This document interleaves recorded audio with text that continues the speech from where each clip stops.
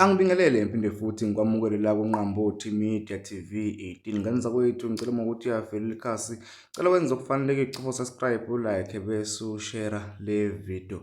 Phumela obala uMavava wayiphendulela enkulumweni abesukela ngayo okuthiwa waduba indishi kaSnow lapha eThekwini ngezizathu ezithile ezibaluliwe la kule nkulumo ezolandela.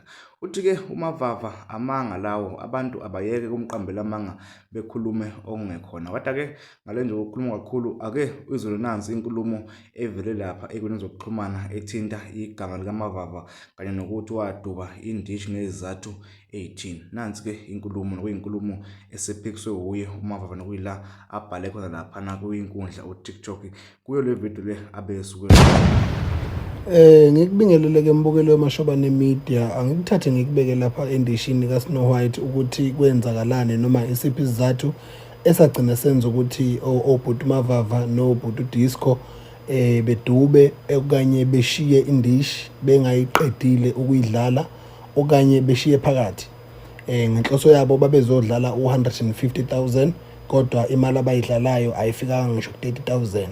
Kwaba-ke nokushayisana kwembono ngolimi lwesilungu bathi i-contradiction. Kwaba khona i-contradiction between bona nabanikazi bendishi okwenzeka ukuthi-ke gcine-ke indishi-ke noma bona bengadlalanga beze beyiqede bahamba bashiya phakathi.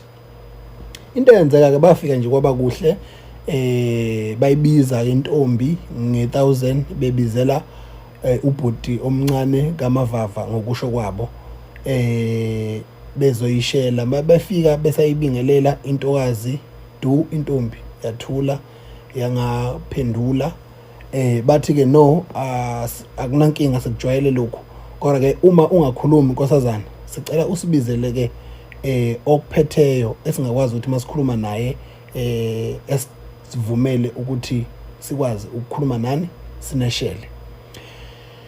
Emveni kwalokho-ke kwaqhubeka indishi bathi besayishela-ke intombi lapho kufike-ke u-timekeeper owayephethe isikhathi ethi-ke nge1000 lenu ebenilikhipile isikhathi sesiphelile njengamanje, ake niqhubeke.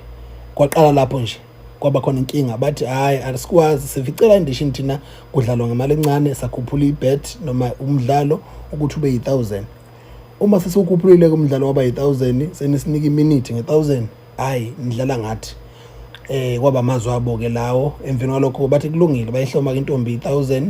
Emveni kwalokho baqhubeka nendishi. Waphinde futhi wakhipha elinye 1000-ke ubhuti uMavava wathi ngaleli 1000 ngibizeleni isisheli sami uSnow White Zulu okwakusingaye umcimbi. Wathi ngaleli 1000 ngithi isisheli sami asize la eduze kwami. Bambiza uSnow White nge1000 wasondela bakhuluma-ke naye. Uthe bekhuluma naye bembingelela uSnow White bathi akaphenduli ngendlela-ke ababemlindele ukuthi uzophendula ngakhona. Engikholwa ukuthi-ke indawo ayifani ngendlela okudlalwa ngakhona indishi okwaba yikhona okwagcina ngathi kususa umsindo ukuthi iy'ntombi zasolundi ayikhulumi makukhulunywa nazo.